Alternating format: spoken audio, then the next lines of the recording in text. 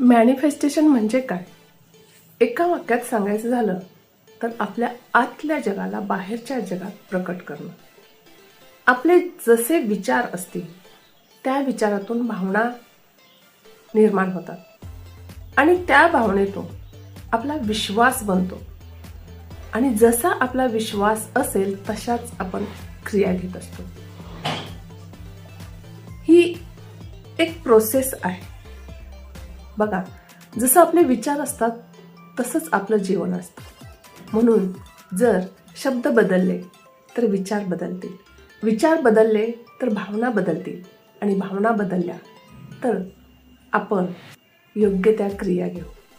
आपल्याला जे पाहिजे तोच विचार करणं, तोच विश्वास ठेवणं, त्याच भावना निर्माण करणं आणि तशाच ॲक्शन घेणं म्हणजेच मॅनिफेस्टेशन.